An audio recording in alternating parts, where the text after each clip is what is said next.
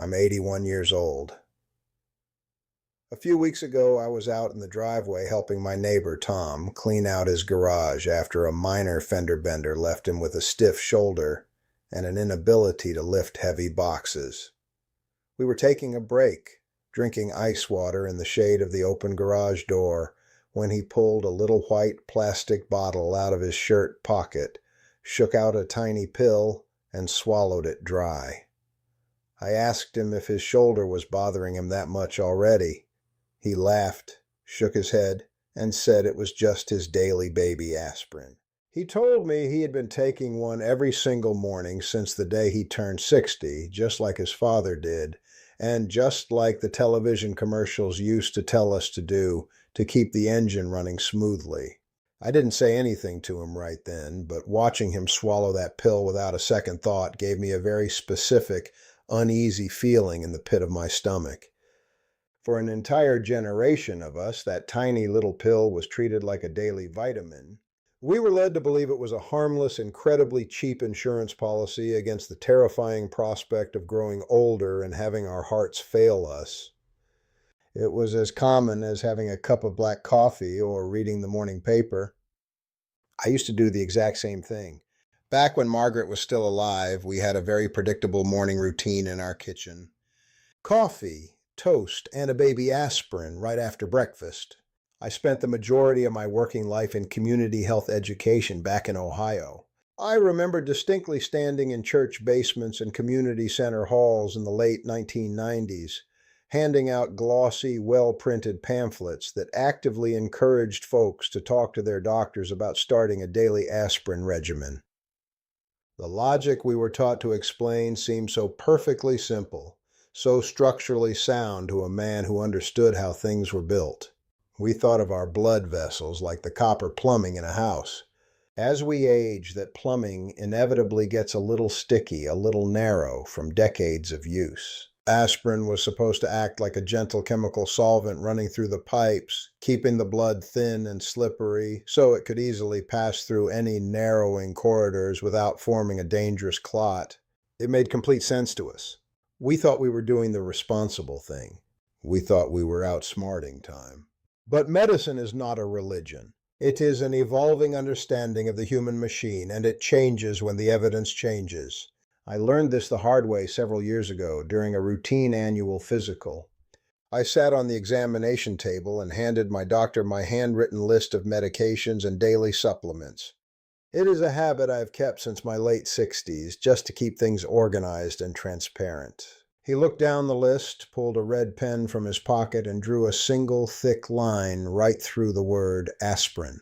I thought he had simply made a mistake. I stopped him and asked why on earth he was taking away the one basic thing that was supposed to be actively protecting my heart. My doctor put his pen down, sat back in his chair, and asked me a very simple, pointed question. He asked if I had ever actually had a heart attack or a stroke, or if I had ever had a stent put into my chest to prop open a failing artery. I told him no, thankfully I had never experienced any of those things. That is when he leaned forward and explained how the fundamental math of our bodies changes as we cross over that 65-year mark. When you are 40 or 50 years old, the protective benefit of slightly thinning your blood might outweigh the potential risks. But as we age, the physical materials that make up our bodies change. The walls of our blood vessels naturally become a little more fragile. The protective lining of our stomach gets thinner and less resilient to acid. The tiny microscopic capillaries in our brain become more delicate.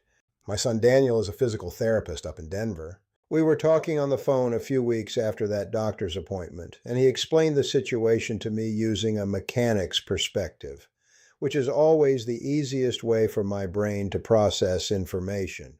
Daniel said, "Dad, imagine you have a classic heavy-duty truck engine. If you know for an absolute fact that there is a thick, dangerous sludge actively blocking the main lines, you might use a harsh chemical thinner to keep the fluid moving so the engine doesn't completely seize up and die. But what if the lines are relatively clear? If you keep pouring harsh chemical thinners into an older engine that just has worn-out rubber seals and aging gaskets, what happens? It starts to leak. The fluid finds the weakest points in the system and it seeps right through. That is exactly what a daily aspirin does to an older body that has not already had a major cardiac event. It makes the blood so artificially thin, and it prevents the blood from clotting so effectively that a minor internal issue can suddenly become a catastrophic leak. For decades, the medical community and folks like me were only looking at the heart attacks we were supposedly preventing. We were looking at the main highway. We were not looking at the side streets. We weren't looking at the thousands of older folks developing severe bleeding ulcers in their stomachs. We weren't looking at the folks who tripped on a rug, bumped their heads on a heavy wooden cabinet door, and ended up with a life-threatening brain bleed simply because their blood had been pharmaceutically stripped of its natural ability to patch a hole. There is a very clear dividing line here, a single undeniable sign that dictates whether that little white pill is a life-saving tool or a dangerous liability. That sign is your personal history. If you have already suffered a heart attack, if you have already had a stroke, or if a specialized cardiologist has looked at the specific compromised state of your arteries through medical imaging and specifically prescribed that pill to you. In those specific cases, the aspirin is a necessary, non-negotiable tool. In those cases, your engine has already demonstrated a dangerous, life-threatening blockage, and the risk of a new clot forming is far greater than the risk of an internal leak. You need the thinner to survive. But if you are just taking it as a preventative guess, if you are swallowing it every morning as a blind habit you picked up from a magazine article or a television commercial 15 years ago, if your heart has never actually failed you, you might be actively thinning your blood in a house with fragile pipes. You are trying to fix a problem you do not have with a tool that can quietly tear your foundation apart. When I got home from the doctor's office that afternoon, I walked straight into my bathroom, took my glass bottle of aspirin out of the medicine cabinet, and threw it directly into the trash can. It was a very strange, unsettling feeling. It felt exactly like I was voluntarily giving up a shield I had carried for years. I felt entirely exposed for the first few days, but once I truly understood the mechanics of what I was doing, I realized I wasn't dropping a shield at all. I was removing a hazard from my own house. I see so many folks my age walking around the grocery store or the local diner with deep, dark purple bruises covering their forearms and the backs of their hands. They get these massive bruises from simply bumping into a door frame or pulling a heavy weed in the garden. They wave it off.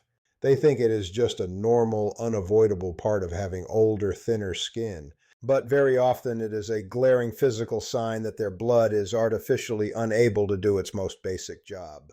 The body is trying to heal a minor bump, and the medication is refusing to let the bleeding stop beneath the surface.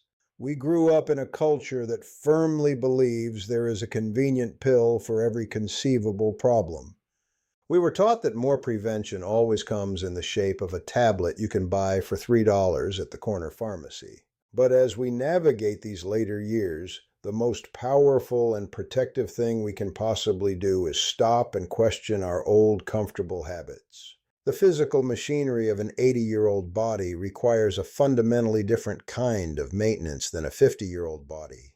The rules change because the materials have changed. What saved you then might very well hurt you now. You simply cannot run an outdated maintenance manual on a classic engine and expect it to run perfectly. I am not sitting here telling you to go into your bathroom and empty your medicine cabinet into the garbage today. That is not my job and it is not my place. What I am telling you to do is to ask the hard question. If you are swallowing that little white pill every single morning just because it feels like the responsible thing to do, or because your father did it, you need to sit down with your doctor this month. You need to look them in the eye and ask them to review your specific history. Ask them plainly if the risk of internal bleeding has finally outweighed the promise of cardiovascular protection for your unique body. You still have the power to protect your foundation. You still have the authority to manage your own health. But you have to be willing to put down the wrong tools, even if you have carried them for a very long time. Use the right tools for the season of life you are actually in. Take a hard look at your daily routines this week, question the things you do automatically, and take care of yourself. I'll see you next time.